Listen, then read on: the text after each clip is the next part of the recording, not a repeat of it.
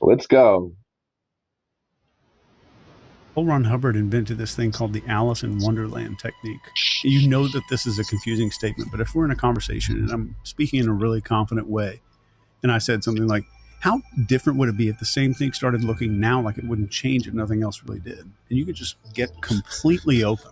And then the CIA, without even attributing anything to them, copied it almost word for word in an interrogation manual. And I have that PDF too. Really? Oh, yeah.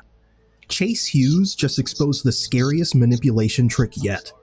They used to call it interrogation, but now it's just called content. They discovered this in the 50s and 60s that if I can confuse your I don't even know what to say. What the heck, bro? brain, I've heard people say that MK Ultra just became social media. WTF, bro? your brain acts as though someone it's somebody that's falling. So if you imagine when you're falling, your limbs are flailing all over the place, and the first solid object that they come into contact with, it's going to like grab around it, no matter what, even if it's a thorn bush or something. Yeah, because you got him. So anything that's solid in that moment of confusion is going to get grabbed onto. So the brain corollary to this is if a person's confused, the first logical piece of information they hear after being confused will be automatically accepted. Or more automatically accepted without being screened or scrutinized by the brain. In the world, Yeah, or without you checking and saying, "Oh, let me research that." You take it as, "I'm guilty of this. I am so guilty of this." This is crazy, bro. Oh, behavioral manipulation, few tools could be more dangerous or more effective than confusion. Scientology's founder, L. Ron Hubbard, understood this long before social media or surveillance capitalism. He wrote extensively about a method now known as the Alice in Wonderland technique, which involves flooding the subject with contradictory messages, bizarre phrases, and emotional whiplash until their grip on reality begins to slip. In 1961, the CIA declassified the now infamous Kubar Counterintelligence Interrogation Manual, and inside it was almost word-for-word instructions from Hubbard's playbook. The technique was adopted as a psychological softening tool, meant to dismantle the subject's internal logic and replace it with whatever narrative the operator wanted. The goal wasn't to extract the truth, it was to overwrite the mind. What? I just hate it. Why do we do stuff like this to human beings? We should be filling this world with love and helping each other and rising up as one unit of people, of common people, not being like, "Oh, on the agenda today, let's find out how to destroy somebody mentally." Bro, what is going on? I can't. L. Ron Hubbard does is have people read out of this book of Alice in Wonderland. The verbiage is very confusing.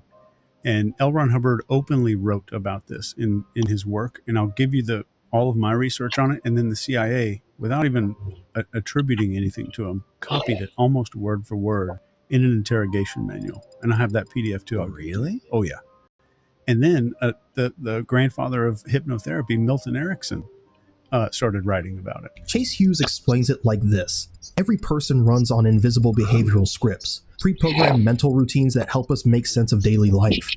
They tell your brain what's normal, what to expect, what to ignore. But when you interrupt that script through contradiction, chaos, or emotional shock, the brain hits a freeze point. It can't run its usual logic, so it panics. In that moment, it becomes desperate for something stable to grab onto. And whatever comes next, whether it's a belief, a command, or a total lie, feels safe simply because it's solid. The brain latches on automatically. This is where the command is inserted, when the person is disoriented and vulnerable. A hypnotist might say something that makes no grammatical sense. At the moment your conscious brain rejects it, but your subconscious doesn't, it'll start to obey. And here's the trap. Once your brain accepts that first command under confusion, it becomes easier to follow the next, and the next, until you're no longer evaluating, just absorbing. That same pattern is now everywhere. Not in interrogation rooms, but on your feed.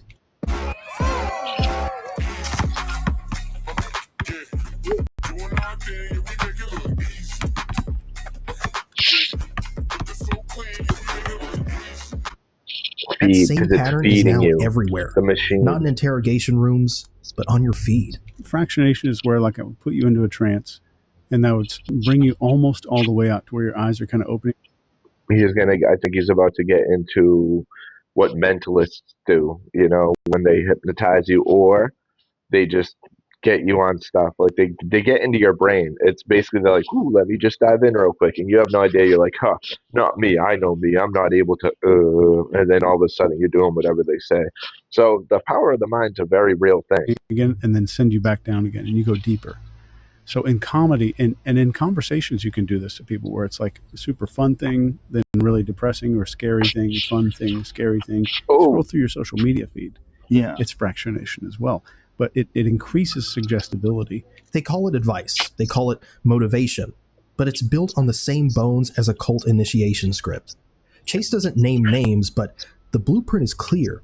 Today's alpha brand influencers don't sell facts, they sell chaos first, then order. boo, yeah. Yes, they give you a perceived problem and then go, oh, I can sell you the solution, but they created the fucking problem. Do you get it? Does COVID 2019, does that ring a bell to you when they did that to us and gaslit the fuck out of us? Yeah, you should notice, you should take notes. Throw you into a mental spin cycle, then offer a handout for a price. One minute they're promising freedom, the next they're blaming you for being stuck. And right when you're most off balance, they pitch a solution. Their course, their method, their version of reality. It's not just marketing. And then you go, oh, I wanted to do this. I got to do this. They create a need that was never really there in the first place. It's not real.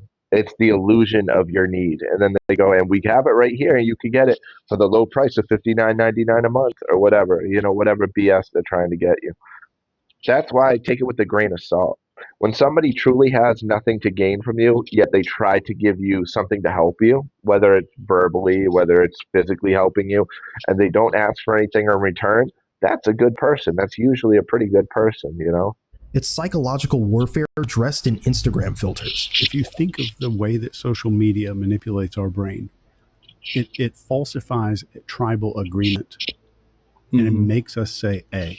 Right. So we're willing to ignore everything that we see because we're seeing a tribe say that something else is happening. Okay. So it override our brain. And if there's one thing, like if you just one thing that matters a lot is that our brains are not capable of of overcoming this technology. We don't have a firewall.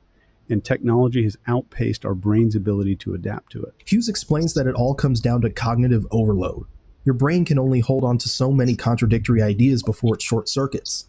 At that breaking point, you stop critically thinking and start following. That's where the real manipulation begins. Confusion, pause, insertion. You've seen the scripts. You know nothing. The system is broken. Only we have the answer. It's the same message across 1,000 hustlers, each wearing the costume of a Iman Gandhi, dude, 48 laws of power.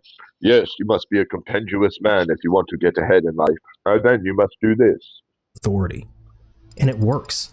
Not because it makes sense, but because it creates identity. Bro, from shaving with shitty razors.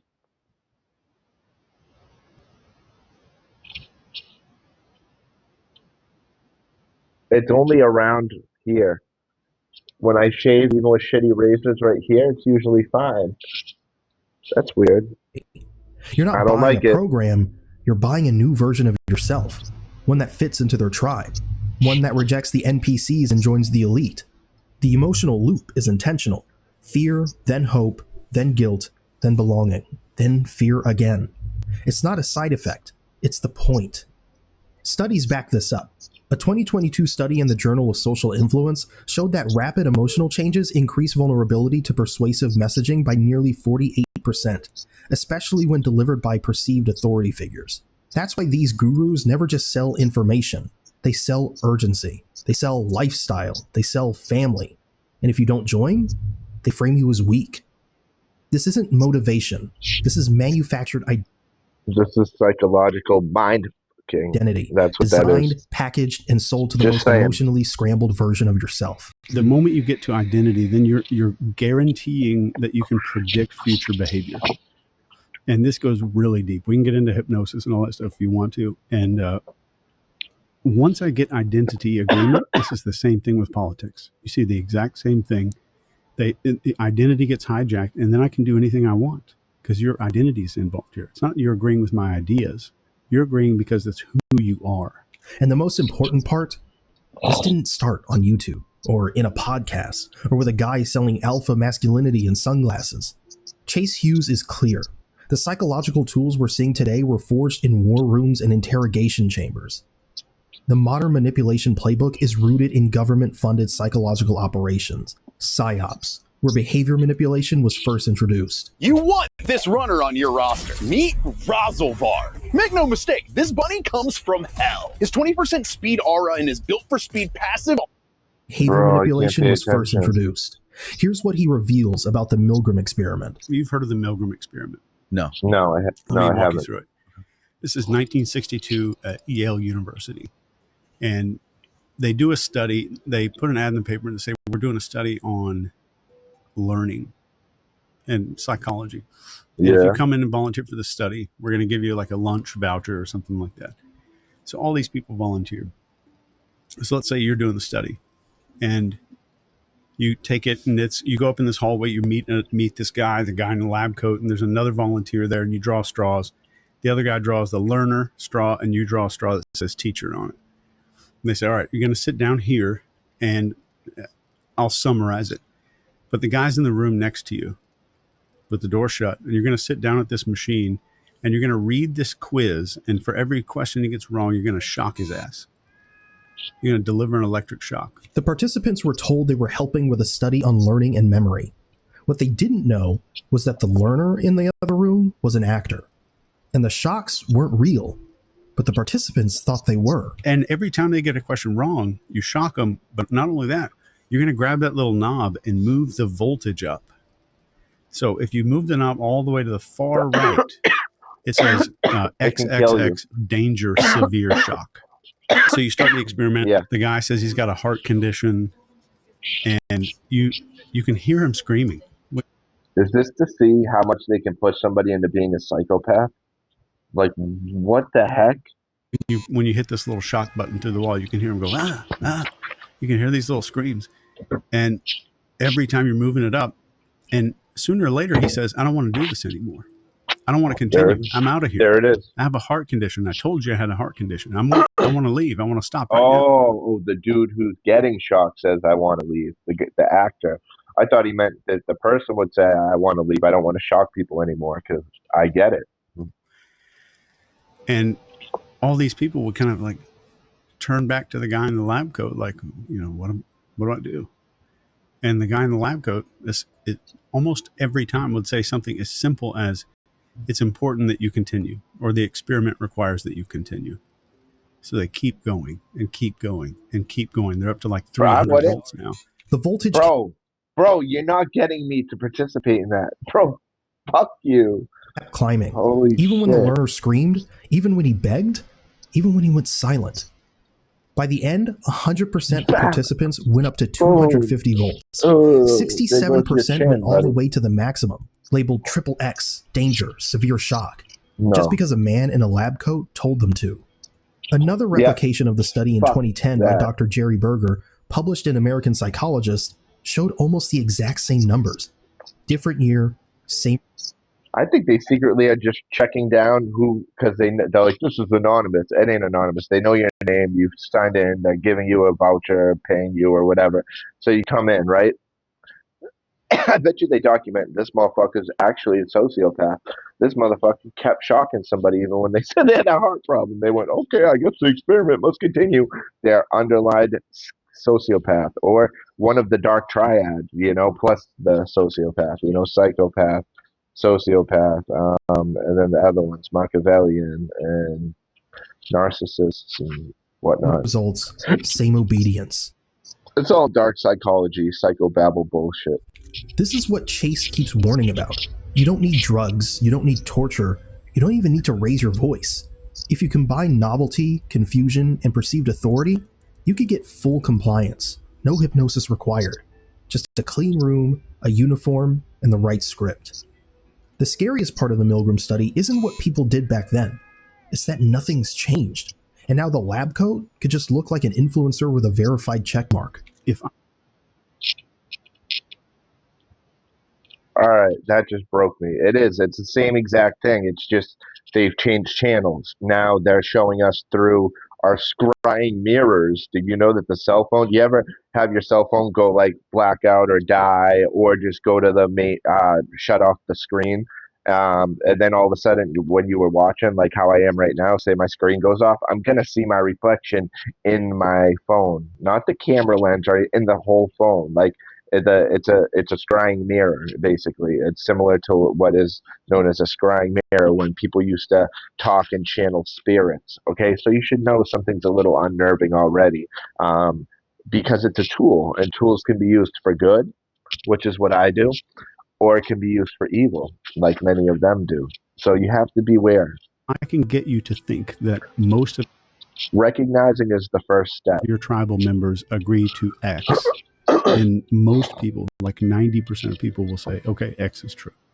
Consistent awareness is first. Everything else will follow, I'm telling you. Well, especially with social media, right? Scroll, swipe, pause, watch again. It feels random, but it's not. According to Chase Hughes, what's happening on your phone is emotional engineering. Every short-form video, every ad, every comment thread is part of an invisible loop designed to pull your mind in every direction at once. And the goal isn't to entertain you, definitely. I think it goes a step further. I'll go full schizo and say it. I think over the course of 6 months to 2 years, so 6 to 24 months, they build a profile based on what you watch. Then they write your full name down, and then they make a separate profile on you where they can roll it out slowly, where they start to change the algorithm and things they show you, because they've now figured out how your brain works. And now the new script that they're going to feed it is how they want your brain to work. Maybe you're high risk. Maybe you're somebody who's going to expose evil in the future, and they don't want that. So they're going to give you money to make you shill out to these companies and be a good little robot and say, oh, you don't, make sure you don't say this or whatever. Just using that as an example, but there's many ways they could do that. They could do that subliminally, or bypass the conscious, go right to the subconscious through your eye gates and ear gates when you're watching stuff on this cell phone or this scrying mirror, you know? It's to fracture your focus, fatigue your logic, and keep you emotionally volatile, because that's when you're easiest to control. Your brain versus a $1 trillion computer, you're going to lose. I'm going to lose. And I can spot all of the things, and I'm still going to lose. Social media obviously is having some sort of psychological manipulation on people. Yeah. What do you think the biggest impact it's having on people, other than the theft of your time? Tribal confusion. So I get to automatically, I don't have to hack your brain. I don't have to convince you of anything. All I have to do is tell you a whole shitload of people believe this one thing. And all that is, it may not get you. And eventually you'll jump on board, if not usually right away. I'm guilty of that too. Or you're going to take the hard stance and go the other way. And if they see you do that, they might start planting the future evidence as, oh, this is what the crowd says, knowing everybody's going to go to the other side. But they're lying to you, and they switched it so that when you go to the other side, you're actually going exactly where they want you to go. So you have to be privy to know if they're doing the Uno reverse card or if they're giving it to you straight.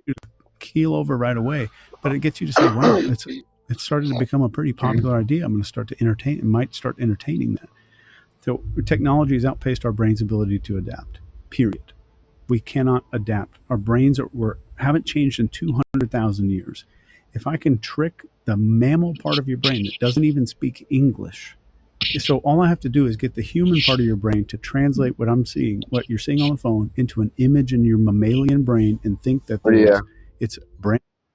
There's a mammalian brain, a reptile brain, human brain, something like, there's all these different names that we've given it to them, kind of like a nickname more so, because it's not names of actual areas. Like, for instance, you see on here, it says amygdala. That's an actual location on the physical location of the brain. Hippocampus, there's prefrontal cortex, there's cerebellum, optic thalamus. There's different areas, okay? But what I mean is just, they've given nicknames to bigger areas, so each one is about a third of the brain, or what would be considered not necessarily the whole mass, but one out of three areas that they highlight and that they're specified and diving into, explaining with this particular verbiage. And knew something weird that haven't seen before. Does that sound familiar on social media? Sure. Weird, unusual. Oh yeah. Novelty generates focus. Then there's an authority because you're thinking a lot. This thing has 97,000 likes in the last hour or whatever. Authority. Oh shit! People do. I do subconsciously do that and look, and then if a video is low on views, sometimes I don't watch it, and then I wonder why I'm not getting a lot of views. That's why, because if I could hide that, or even if some people, which I believe some people alter it to say it's called bots. Like you have bots, robots, a bunch of fake profiles following you, being like and all this stuff, and you can get privy to it and start to understand like nobody's out there. What's going on? And maybe everything is just a trick on your brain because they want to see who's going to pick up the phone and start talking to an inanimate object. Who knows, bro? If that's the case, I'm a fool because they got me. Tribe is there because it's built into the likes. And then a lot of bots in the comments that agree with it. Yeah. Chime in. And He just said bots right after I just said it. Yeah. Something's overlapping here. I can't believe he's doing this. What a narcissist. Yeah, All that kind of stuff. Yeah. He calls it emotional cycling. And once you spot it, you can't unsee it. Rage clip about politics, swipe. A video of someone healing from trauma, swipe. A luxury car and a link to a masterclass, swipe. A breakup story, swipe. The cycle repeats. Each emotion spikes your brain chemistry, then drops it. You're not just watching content, you're being rewired by it. In A short, roller coaster. the more emotionally scrambled you are, The ups and downs like that are all at different wavelengths. One's going way up, way down, way up, way down. One's going, one's going, one's going, yeah, one's going, and chills and then goes down. So they're all different, right? And they're trying to hit you with the continuous, like different ones each time in a pattern, in a specified pattern that they've already studied and found out what the end conclusion should be. Now, it doesn't mean it's 100% every time. Maybe it's 80 to 94%, but they love those odds and they're rolling the dice all day on us because we're just the fucking pawns. You get it? So, yeah, you should be a little mad. Make sure you're the creator of your destiny. You know what I did that helps me with this when going online is not just going on autopilot all day and being like, okay, next, right? Go into the search bar, type in things that you want to learn about or study, get notes, stuff like that. Now you're changing the way you're taking in information and you're changing the quality of said information. Those two things could aid you greatly. the more programmable you become. This is the Alice in Wonderland technique, at scale. These platforms don't just confuse you with nonsense language, they do it with algorithmic chaos. You're pushed from fear to hope to loneliness to desire in under 60 seconds, and then you're sold a fix. What looks like entertainment is behavioral warfare, and it's not your attention they're fighting for, it's your identity. Here's what he reveals about the algorithms. Oh, they're wondering who can have the most impression on your identity, your ego, who you think you are. They're not the real you, not the soul, the divine spark within you, but this like outer shell of like, hey, like Tate, retired kickboxing millionaire playboy, I'm the best. Like, he has to say all those things. You get what I'm saying? He can't just embody it naturally and have people make the visual observation and say, oh, he did kickboxing or whatever. He always had to introduce himself as that. Make sure to get it into the minds of everybody. Let them know, so you start to see these behaviors. But yeah, If I've got you for 16 it is very much so tied to identity. He's hours right.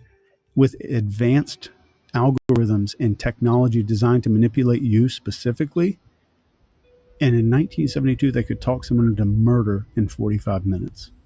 If you just Oh imagine. my God. Bro, I thought that said 45 seconds. I know it's still bad either way, but like, imagine under a minute you get somebody like la-di-da-di-da, they're like rah, rah, rah. That's crazy, bro. But 45 minutes, yeah, because you systematically break them, and then in the last 3 minutes is when the magic happens. I hate to say it that way, like it's a good thing, but the magic meaning the things that can't be measured with mere physicality. What's possible? And know that What's going on in the spiritual due to metaphysical processes. governments are utilizing that. It's not just people's opinions, and it's not just groups of people that are trying to convince other people to think the way they think. It's actual governments that are involved in trying to manipulate narratives. Yeah. If you're thinking it's a left and a right issue, that's also, you may be a victim. Most people think influence requires years of training. 100%. I was. I've been registered independent my whole life instead of left or right, Democrat, Republican. When I was in my teens and maybe even the first 2 or 3 years of my early 20s, I felt more liberal, left leaning. I was like, yeah, everybody should be able to do drugs legally and never get arrested, and people this and that, and people should be able to do what I had crazy things like that, right? But then as I got a little older and more mature, I started being like, whoa, actually, I align with traditional values and wanting to put these things first. So I felt more like I was on the right. Then I realized, screw it, because I was like too left and too right. And then from moving that, then it started moving less and less. And I ended up balanced right in the middle. And I realized it took me for a roller coaster. Even though on paper I was always registered as independent, my thoughts from watching stuff on social media pulled me to the far left or the far right. When I was a kid, it was my experiences that made me feel far left. Then after I graduated from high school, I started watching cell phones more. You have to realize I'm 35, so I was born 1990. So I had the era before cell phones, before we were glued to our phones for 6 hours plus a day easily. Before all of that, so like my days were full. They felt long. The years took longer to go by. Life was great. Now life's flying by. I'm like, oh my gosh, I don't know if it's directly correlated with this demonic technology we call a cell phone. I'm just kidding. It's not demonic, but you know what I mean, because the rise of AI, Sam Altman, all that crazy stuff. Eep, bop, boop. So we got to watch out for that.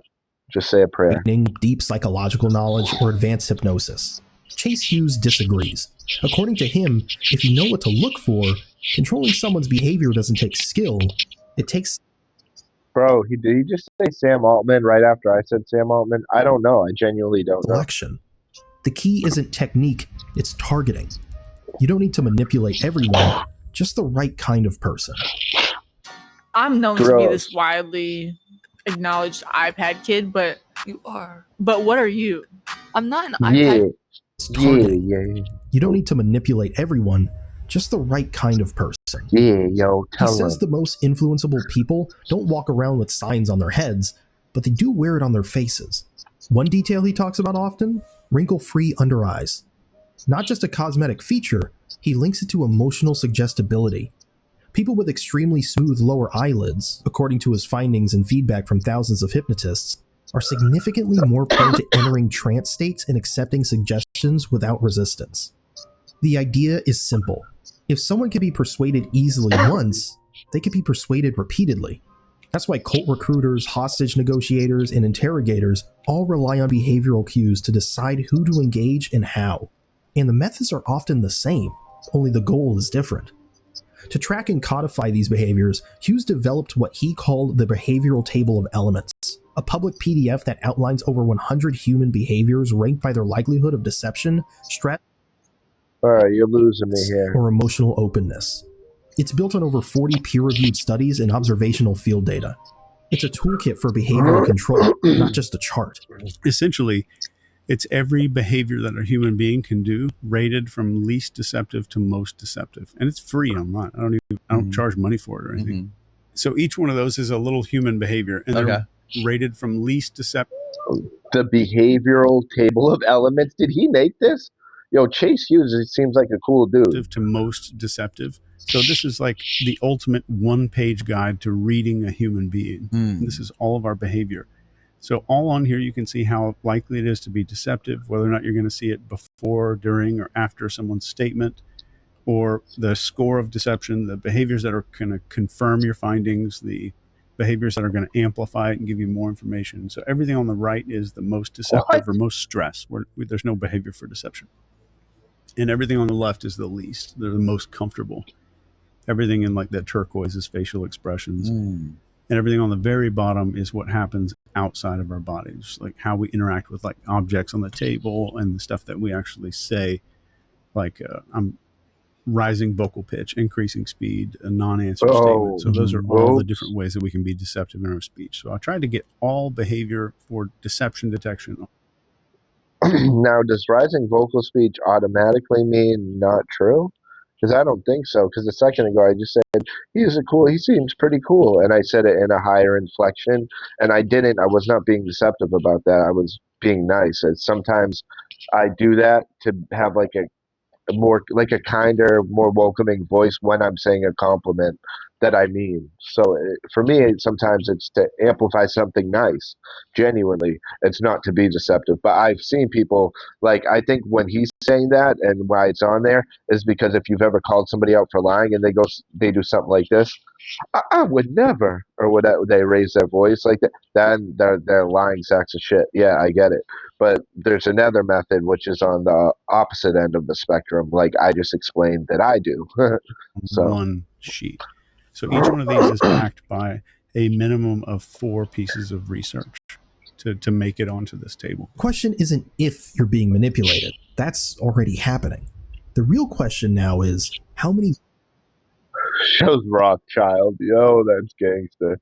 We know you're being manipulated already. Shows the Rothschild name. versions Yo. of the script have You know, it goes higher than that, right? It goes Orsini and all that. It goes crazy. 13 real royal bloodlines.